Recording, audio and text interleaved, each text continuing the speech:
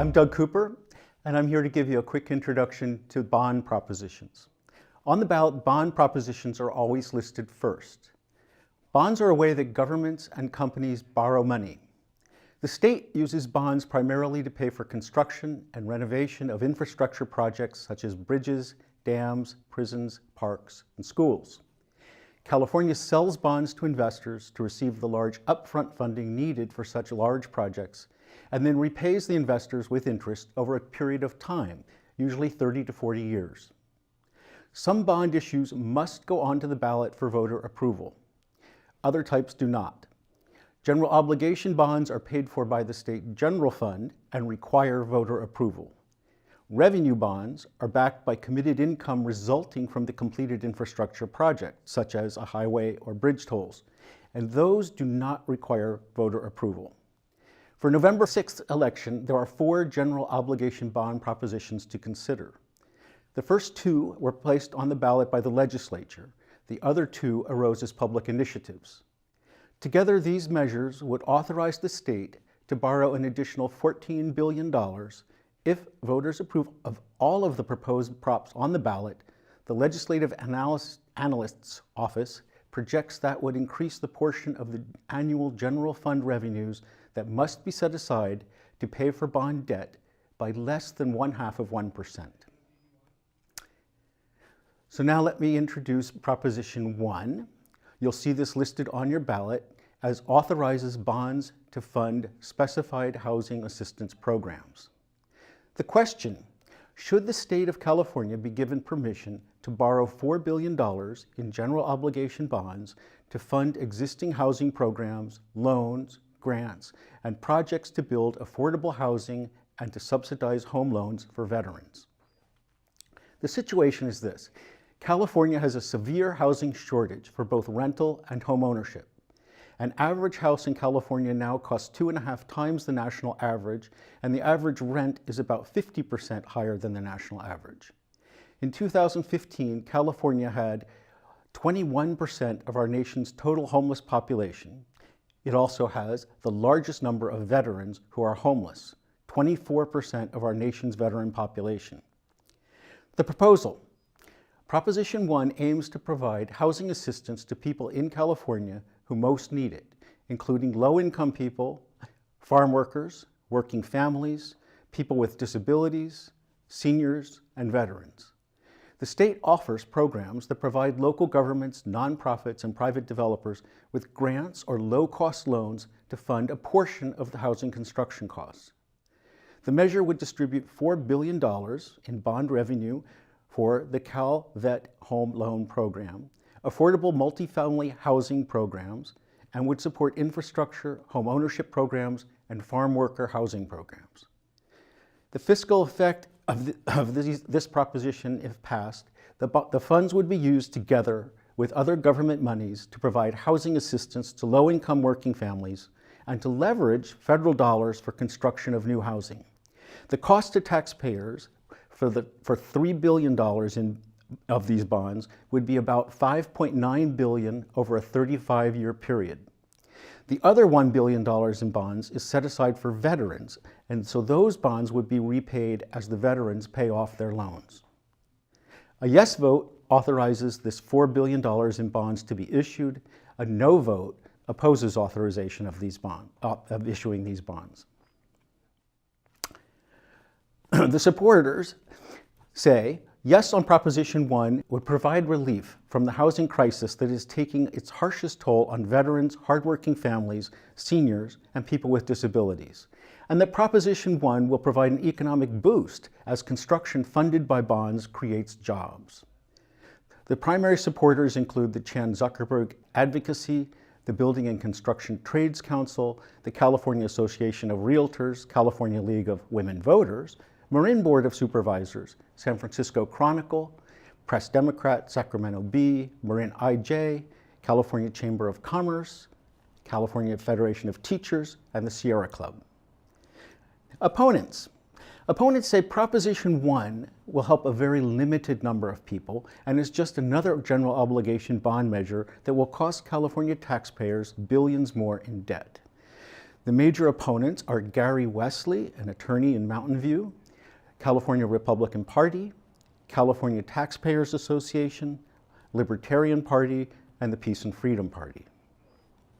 Campaign funding, so far, Affordable Housing Now, in support, has raised $3.4 million.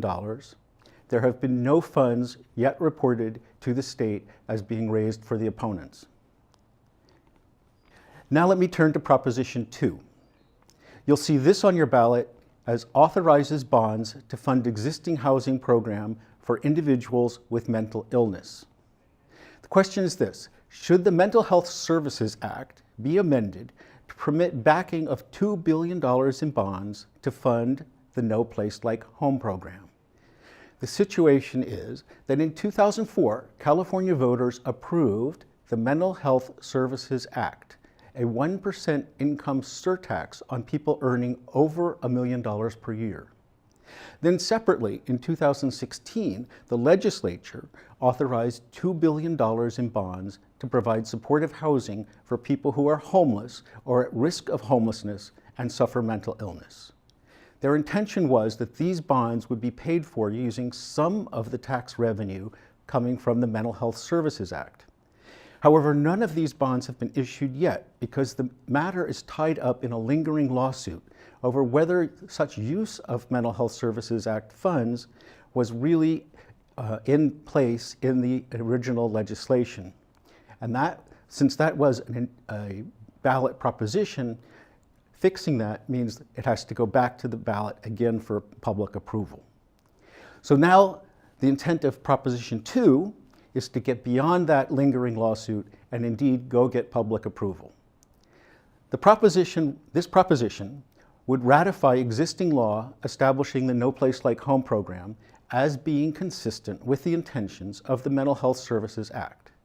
And Proposition 2 also amends the Mental Health Services Act to authorize transfer of $140 million of revenue annually, about 7% of the MHA, the Mental Health Services Act annual revenue, to back issuing of $2 billion in bonds for supportive housing under the No Place Like Home program. The fiscal effect. Passage is expected to have no direct effect on the state budget because the bonds are to be financed from revenue already generated by the Mental Health Services Act taxes. It is estimated that the bonds would be paid off at approximately $120 million each year for 30 years. A yes vote means the state could make this use of existing mental health funds to pay for housing for those with mental illness who are homeless. A no vote means the state's ability to use existing mental health funds to pay for housing for mentally ill homeless would depend on the outcome of the lingering court decision. Supporters of this measure say, this proposition was placed on the ballot by the California legislature and was not controversial, passing the Senate 35-0 and the Assembly 72-1. This would mean a shift of 7% of Mental Health Services Act revenue from mental health services to provide supportive housing for our most at-risk residents. Prop 2 reflects an ongoing trend toward a housing-first model for caring for the mentally ill homeless. Major supporters include the National Alliance on Mental Illness of California, California Chamber of Commerce, California Democratic Party, California Republican Party, California League of Women Voters, California Police Chiefs Association, Marin Board of Supervisors. And media support has come from the San Francisco Chronicle, San Francisco Mercury, Santa Rosa Press Democrat, Marin IJ, and the Sacramento Bee. Opponents say, Proposition 2 spends money on buildings instead of on badly needed treatment. Counties can already use some Mental Health Services Act revenue for housing severely mentally ill patients. Opponents include the Contra Costa chapter of the National Alliance on Mental Illness and the Libertarian Party. Campaign funding. Major funding in support has come from Affordable Housing Now, a coalition primarily of housing and construction organizations, and the California Association of Realtors, a total of about $3.4 million so far. No major funding in opposition has yet been reported. Thank you. Hello, I'm Soo-Young Kim, and this is Proposition 3.